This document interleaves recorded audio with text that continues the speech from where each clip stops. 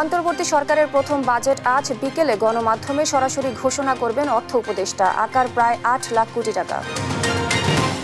কোরবানি পশুর চামড়া সংরক্ষণে চিন্তায় ট্যানারি মালিকরা। লবণের চড়া দাম ও লোডশেডিং নিয়েও শঙ্কা। পুরোপুরি প্রস্তুত নয় সিইটিপি। শেখ হাসিনার বিরুদ্ধে অভিযোগপত্র আমলে নিল ট্রাইব্যুনাল। শুনানি সরাসরি দেখল বিশ্ব। ১৬ জুন পরবর্তী দিন ধার্য। এই বিচার কোনো প্রতিশোধের জন্য নয়, এটা হচ্ছে ভবিষ্যতের জন্য একটা প্রতিজ্ঞা এবং আগামী প্রজন্মকে নিরাপদ একটি বাংলাদেশ উপহার দেয়া। ডিসেম্বরে নির্বাচন চায় দেশের বেশিরভাগ রাজনৈতিক দল। গণতন্ত্রকে হুমকিতে ফেলতে চলছে ভোট বিলম্বিত করার ষড়যন্ত্র। যানজটে নাকাল বরগুনা শহর। মার্কেট ও বহুতল ভবনে নেই পার্কিং। বিধি বহির্ভূত ভবনের বিরুদ্ধে ব্যবস্থার আশ্বাস পৌর প্রশাসকের। ব্লাস্ট রোগে দিশেহারা টাঙ্গাইলের বড় চাষিরা। নিম্নমানের ওষুধ কীটনাশককে ৬ লাভ বাজার। কৃষি মন্ত্রণালয়ের দিকে তাকিয়ে কৃষক। এবং লাহোরে বাংলাদেশকে হোয়াইট ওয়াশ করল পাকিস্তান। সিরিজের তৃতীয় ও শেষ টি-20তে ৭ উইকেটে হারল টাইগাররা। দেখছিলেন শিরোনাম সংবাদ সকালে, সঙ্গে আছি আমি স্নিগ্ধা খান। এবার বিস্তারিত। ২০২৫-২৬ অর্থ বছরের বাজেট ঘোষণা হচ্ছে আজ বিকেল ৩টায়। বিটিভি অর্থ মন্ত্রণালয়ে অর্থমন্ত্রী বক্তব্যের মধ্য দিয়ে ঘোষণা হবে সংক্ষিপ্ত এই বাজেট। এবার বাজেটের আকার ৭,৯০,০০০ কোটি টাকা হতে পারে বলে জানিয়েছেন অর্থ মন্ত্রণালয়। মূল্যস্ফীতি নিয়ন্ত্রণকেই বাজেটের প্রাধান্য দেওয়া হবে বলে জানানো হয়েছে ইতিমধ্যে। আরও জানাচ্ছেন এম.এ. আজিম। আজ বিকেল ৩টার পর অর্থমন্ত্রী ডক্টর সালেউদ্দিন আহমেদ বিটিভিতে ঘোষণা করতে যাচ্ছেন ২০২৫-২৬ অর্থ বছরের বাজেট।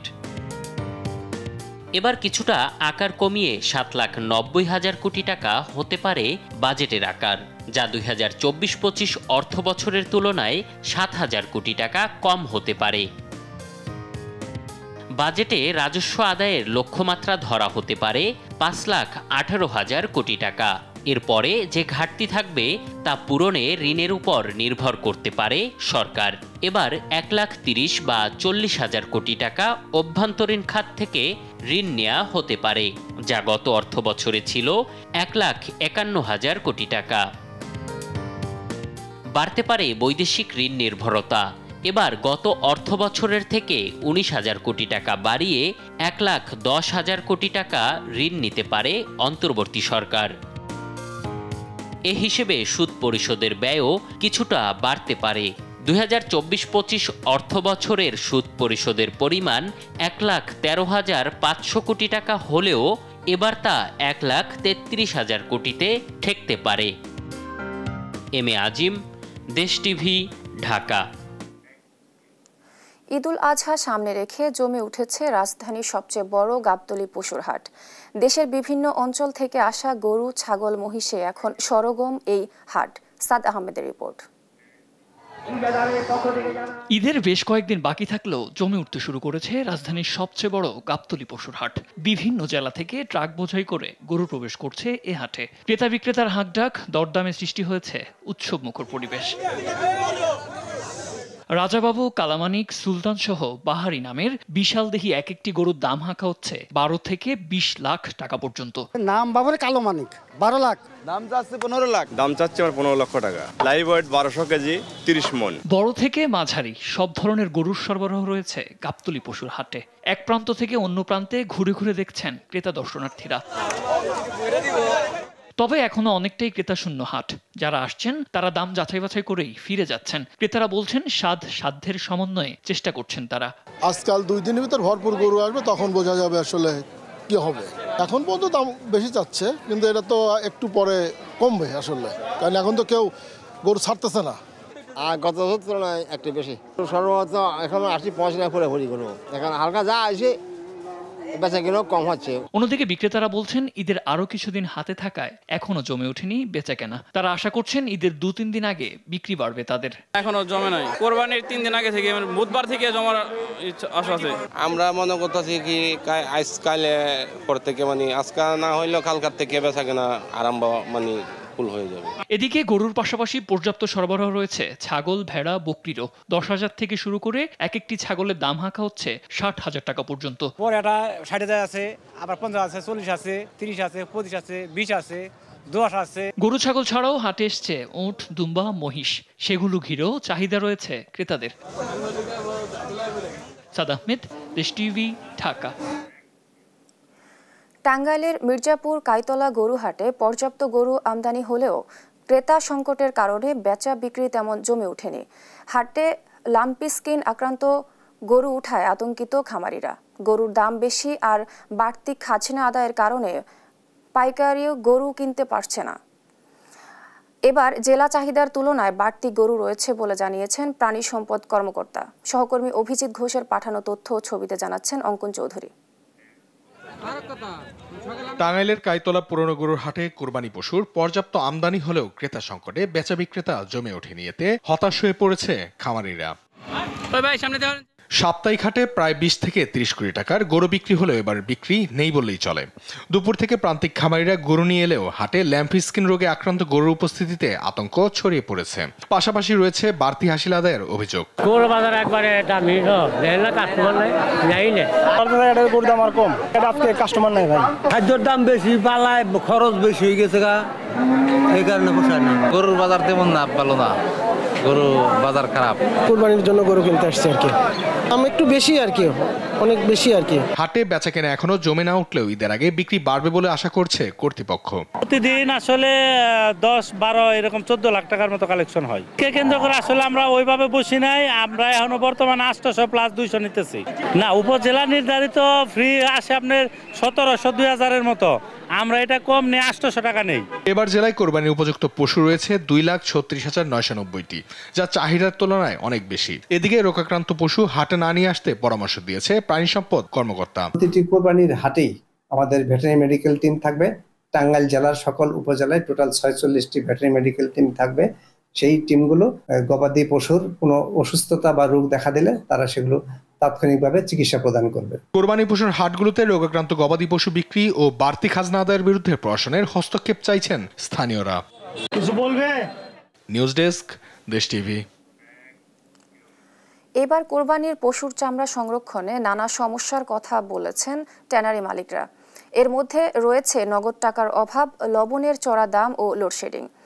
ঈদের আগে এসব সমস্যার সমাধান না হলে নতুন চামড়া সংগ্রহ নিয়ে শঙ্কা জেগেছে মালিকদের মধ্যে। অন্যদিকে ঈদের বাড়তি চাপ সামলাতে এবারও পুরোপুরি প্রস্তুত নয় সিইটিপি। বিস্তারিত দেওয়ান ইমনের রিপোর্টে। এবার সাভারের ট্যানারি শিল্পের কারখানাগুলোতে 1 কোটির বেশি কোরবানির পশুর চামড়া সংগ্রহ করবেন মালিকরা। কিন্তু লবণের চড়া দামের কারণে শঙ্কায় রয়েছেন তারা। কিছুদিন আগেও যে লবণ ছিল 700 টাকা বস্তা, সে লবণের দাম ছাড়িয়েছে 1000 টাকা। এছাড়াও বড় দুশ্চিন্তার কারণ লোডশেডিং। ট্যানারি মালিকদের চাওয়া ন্যায্য দামে লবণ আর নিরবিচ্ছিন্ন বিদ্যুৎ সরবরাহ। কিছু অসাধু ব্যবসায়ী যখন কোরবান আসে তখন হঠাৎ করে ওরা একটা সিন্ডিকেটের মতো হইয়া ওরা লবণের দামটা বৃদ্ধি করে দেয়। বিদ্যুতের সাথে আমাদের সাথে একটা কথা হয়েছে, বলছে যে ঈদের সময় আমাদের বিচ্ছিন্ন বিদ্যুৎ দিবে এবং কোনো বিদ্যুৎ যাবে না, ওই রকম একটা আমাদের আশ্বাস দিয়েছে এরা। এখন ঈদের ভিতরে বোঝা যাবে যে কি করে এরা। এখানে ডাম্পিং ইয়ার পরিস্থিতি হয় নাই, তা আমাদের সিডিবি আমাদের পুরো কমপ্লিট হয় নাই। আমাদের এই ইউরোপের বার আমাদের দেশে আসে না, আমরা এই শুধু চায়না বায়ার নিয়ে আমরা এগুলো আছি। সাভার চামড়া শিল্পনগরীতে এবছর 1.5 শতাধিক ট্যানারি কারখানা সচল থাকার সম্ভাবনা রয়েছে। বিপুল পরিমাণ চামড়া সংরক্ষণ ও প্রক্রিয়াজাত করতে মেশিনারিজ মেরামত, বাড়তি লোকবল থেকে শুরু করে সব ধরনের প্রস্তুতি সেরেছে কারখানাগুলো। ঈদ উপলক্ষে ট্যানারি পরিষ্কার এবং যে মেশিন পাঠাতে সেগুলো পরিষ্কার করা হইতেছে, যেগুলো নষ্ট হতে সার্ভিসিং করা হইতেছে, যাতে ঈদের সময় তাতে নতুন চামড়া আসবে, যাতে কোনো সমস্যা না হয়, যাতে চামড়ার কাজটা খুব সুন্দরভাবে করা যায়। এভাবে যত মাল আছে কমপ্লিট করে রাখতে হবে, এই পুরান মাল সব সাপ্লাই দিতে হবে, নতুন মাল আইনা স্টক দিতে হবে। ঈদ এলেই সিন্ডিকেটের মাধ্যমে লবণের দাম বাড়ানোর কারণে বিপাকে পড়েন ট্যানারি মালিকরা। তবে এবার ট্যানারি মালিকদের সরাসরি মিল থেকে লবণ সংগ্রহের ব্যবস্থা করে দিচ্ছেন বিসিক। অন্যদিকে এবছরও ট্যানারির কেন্দ্রীয় বর্জ্য শোধনাগার বা সিইটিপি ঈদের বাড়তি চাপ সামলাতে পুরোপুরি প্রস্তুত নয়। যাদের লবণের ঘাটতি রয়েছে তাদের ক্ষেত্রে আমরা যে জিনিসটা করেছি যে ইতিমধ্যে আমাদের নিজস্ব একটা হোয়াটসঅ্যাপ গ্রুপের মাধ্যমে এবং যারা নিজেরা সরাসরি আসছেন তাদেরকে আমরা মিলের নাম্বারটা আমরা দিয়ে দিচ্ছি, যেন তারা সরাসরি ওখান থেকে যোগাযোগ করে লবণটা নিয়ে আসতে পারে। ওভারহলিং করে আমরা সিটিবির ক্যাপাসিটিটাকে আমরা বাড়ানোর চেষ্টা করছি। পাশাপাশি আপনার শিল্প মন্ত্রণালয় এবং বিসিক যেটা করছে যে ঈদের পরে 2 সপ্তাহ যদি ঢাকার বাইরে থেকে চামড়া না আসে, সেই ক্ষেত্রে আপনার ইটিপির উপর বাড়তি চাপটা কমে আসবে। সাভার ট্যানারি শিল্পে এবার 1.5 শতাধিক কারখানায় 1 কোটি 5 লাখ কাঁচা চামড়া সংগ্রহের লক্ষ্যমাত্রা নির্ধারণ করেছেন ট্যানারি মালিকরা। দেওয়ানিমন, দেশ টিভি, সাভার। আন্তর্জাতিক অপরাধ ট্রাইব্যুনালে দাখিল হলো সাবেক প্রধানমন্ত্রী শেখ হাসিনার বিরুদ্ধে মানবাধিকার বিরোধী অপরাধ মামলা এখন প্রথম আনুষ্ঠানিক অভিযোগপত্র। আর এর শুনানি দেখল পুরো বিশ্ব। শুনানিতে চিফ প্রসিকিউটর বলেন, এ আদালত এমন একটি সময়ের সাক্ষ্য বহন করছে যা ইতিহাসে দলিল হয়ে থাকবে। শুনানি শেষে 3 জনের বিরুদ্ধে তদন্ত প্রতিবেদন আমলে নিয়ে 16 জুন পরবর্তী শুনানির দিন ধার্য করেছে ট্রাইব্যুনাল। সেদিন পলাতক শেখ হাসিনা ও আসাদুজ্জামান খান কামালকে আদালতে হাজির করার নির্দেশ দেন ট্রাইব্যুনাল। সাবরিনা মজুমদারের রিপোর্ট। এখন লেটার ব্যবহার করবে, যেখানে পাবে সেটা গুলি করবে। আন্দোলনকারীদের নিশ্চিহ্ন করে দাও, এদের মেরে ফেলতে হবে। জুলাই গণ আন্দোলন যখন তুঙ্গে, তখন ফোনালাপে আইন শৃঙ্খলা বাহিনীকে কঠোর হওয়ার এমন নির্দেশ দেন সাবেক প্রধানমন্ত্রী শেখ হাসিনা। দেয়া হয় হেলিকপ্টার থেকে গুলি করার নির্দেশনাও। রোববার আন্তর্জাতিক অপরাধ ট্রাইব্যুনালে ফরমাল চার্জ দাখিলের শুনানিতে শেখ হাসিনার এমন ফোন রেকর্ডের কথা ট্রাইব্যুনালকে জানায় প্রসিকিউশন। 2024 সালের জুলাই আগস্টের নারকীয় বিভৎসতার কথা তুলে ধরে প্রসিকিউশন। উঠে আসে শেখ হাসিনার গ্যাং অফ 4 এর ভূমিকাও। প্রসিকিউশন জানান, ওবায়দুল কাদের, আনিসুল হক, সালমান এফ রহমান এবং আসাদুজ্জামান খান কামাল শেখ হাসিনাকে ক্ষমতা ছাড়তে নিরুৎসাহিত করেন এবং সেনা পুলিশ সমন্বয়ে আন্দোলন দমনের পরিকল্পনা দেন। শেখ হাসিনা ক্ষমতায় টিকে থাকলে তারাও টিকে থাকবে এবং সকল অপরাধ করা সত্ত্বেও তারা নিরাপদে থাকবে, আনুগত্যের জন্য পুরস্কৃত হবে। অভিযোগপত্র নিয়ে পুরো শুনানির সরাসরি সম্প্রচার হয় টেলিভিশন, ইউটিউব, ফেসবুকে, যা ছিল দেশের বিচার বিভাগের ইতিহাসে প্রথম। ফলে ট্রাইব্যুনালের বিচার প্রক্রিয়া দেখার সুযোগ পায় পুরো বিশ্ব। তাজুল ইসলাম বলেন, রাষ্ট্রযন্ত্রকে ব্যবহার করে গণহত্যা ও মানবতা বিরোধী অপরাধে সাবেক প্রধানমন্ত্রী শেখ হাসিনা সহ অন্যদের বিচার অতীতের কোনো প্রতিশোধ নয়। এই মামলা ভবিষ্যতের জন্য দৃষ্টান্ত মাত্র। এই বিচার কোনো প্রতিশোধের জন্য নয়, এটা হচ্ছে ভবিষ্যতের জন্য একটা প্রতিজ্ঞা এবং আগামী প্রজন্মকে নিরাপদ একটি বাংলাদেশ উপহার দেয়া। এই বিচার হবে আবেগ শূন্য, প্রমাণ নির্ভর, তথ্য নির্ভর, নিরপেক্ষ এবং ন্যায় বিচার। শুনানি শেষে আনুষ্ঠানিকভাবে তদন্ত প্রতিবেদন আমলে নিয়ে আগামী 16 জুন আসামিদের গ্রেফতার করে আদালতে হাজিরের নির্দেশ দিয়েছেন ট্রাইব্যুনাল। তা না হলে আসামিরা অনুপস্থিত বিবেচনা করে বিচার শুরু হতে পারে বলে জানায় প্রসিকিউশন। ট্রাইব্যুনালের বিচার কাজ সরাসরি সম্প্রচারের মাধ্যমে দেশের ইতিহাসে এক বিরল ঘটনার সাক্ষী হলো বাংলাদেশ। এর মাধ্যমে জুলাই আগস্ট হত্যাকাণ্ডের নির্দেশদাতা অর্থাৎ সাবেক প্রধানমন্ত্রী শেখ হাসিনার বিরুদ্ধে আনুষ্ঠানিক বিচার কাজ শুরু হয়ে গেল। প্রসিকিউশনের প্রত্যাশা, এর মাধ্যমে যেমন বিচার কাজের স্বচ্ছতা বাড়বে, তেমনি বাড়বে জবাবদিহিতাও। আন্তর্জাতিক অপরাধ ট্রাইব্যুনাল থেকে সাবরিনা মজুমদার, দেশ টিভি। ডিসেম্বরে নির্বাচন চায় দেশের নিবন্ধিত অনিবন্ধিত প্রায় সব রাজনৈতিক দল। নেতারা বলছেন, গণতন্ত্রকে হুমকিতে ফেলতে নির্বাচন বিলম্বিত করার গভীর ষড়যন্ত্র চলছে। দেশ ও জনগণের স্বার্থে দ্রুত অন্তর্বর্তী সরকারকে নির্বাচনমুখী হওয়ার আহ্বানও জানান তারা। তাইপুর রহম তুহিনের সঙ্গে নিয়ে সাইফুল রিপনের প্রতিবেদন।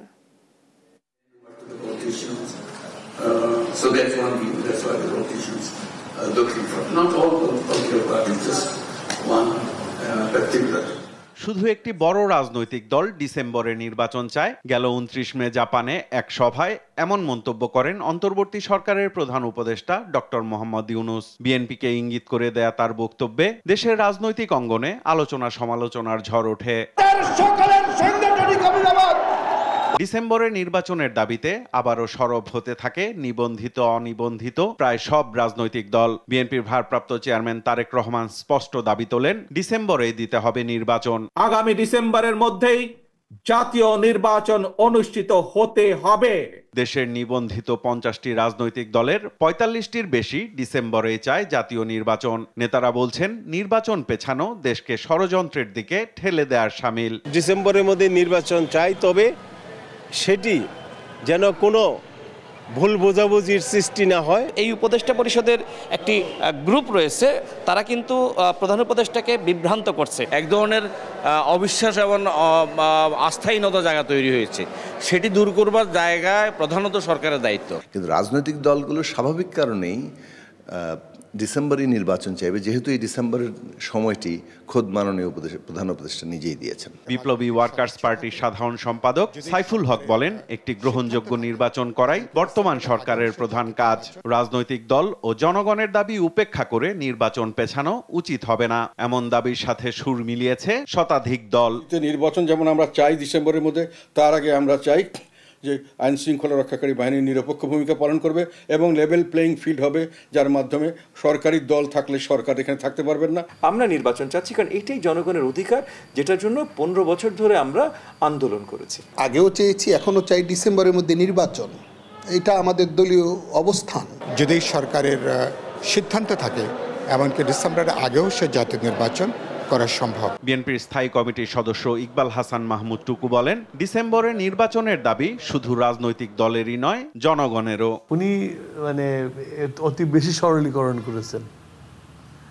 উনি জানেন না যে বিএনপি সহ আরো প্রায় 54টা দল নির্বাচন চায়, আর সবচেয়ে বড় কথা হলো যে জনগণ নির্বাচন চায়। জনগণ একটা নির্বাচিত সরকার দেখতে চায়, কারণ জনগণের যাওয়ার জায়গা নাই।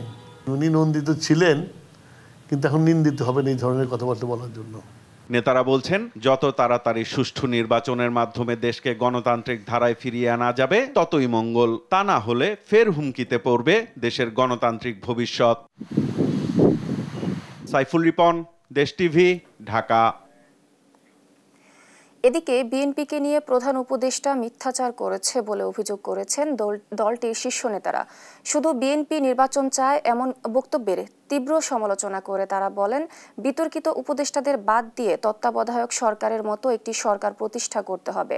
বুধবার দুপুরে জাতীয় প্রেস ক্লাবে শহীদ রাষ্ট্রপতি জিয়াউর রহমান শাহাদাত বার্ষিকীর অনুষ্ঠানে এমন কথা বলেন নেতারা। নিয়াজ মোর্শেদের রিপোর্ট। শহীদ প্রেসিডেন্ট জিয়াউর রহমানের 44তম শাহাদাত বার্ষিকী উপলক্ষে জাতীয় প্রেস ক্লাবে আলোচনা সভা করে মুক্তিযোদ্ধা দল। এতে প্রধান অতিথির বক্তৃতায় বিএনপির স্থায়ী কমিটির সদস্য হাফিজউদ্দিন আহমেদ বলেন, বিএনপিকে নিয়ে অসত্য কথা বলছে অন্তর্বর্তী সরকার, গণতন্ত্র প্রতিষ্ঠায় দ্রুত নির্বাচন চান। একটি জন অভ্যুত্থানের মাধ্যমে মাফিয়া সরকারকে পরিবর্তন করেছে বাংলাদেশের লড়াকু জনগোষ্ঠী, কিন্তু বাংলাদেশকে তো আরো দীর্ঘ পথ পাড়ি দিতে হবে। যেই পথ হবে গণতন্ত্রের পথ, যেই পথে আমরা পরিক্রমণ করব জনগণের সম্মতিতে।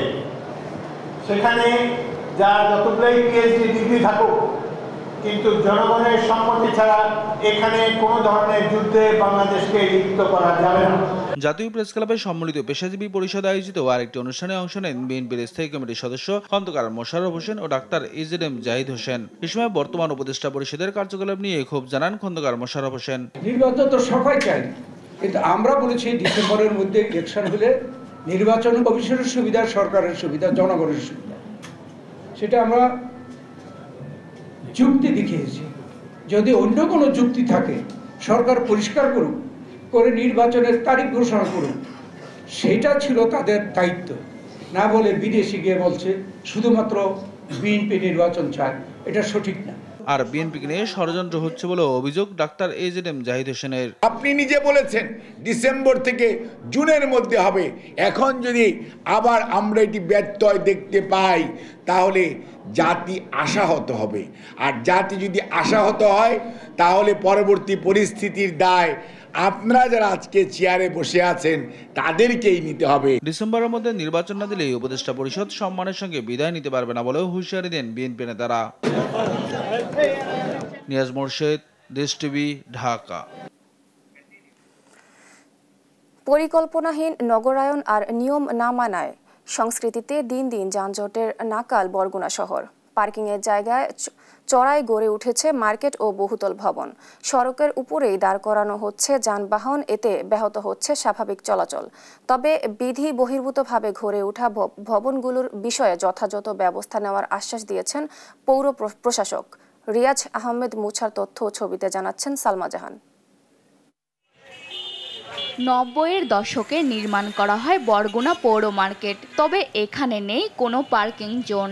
মার্কেটের ক্রেতা ও ব্যবসায়ীদের অভিযোগ, পরিকল্পনাহীনভাবে নির্মাণ করা হয়েছে এই মার্কেট। এ কারণে বাধ্য হয়ে যানবাহন রাখতে হচ্ছে রাস্তার উপর।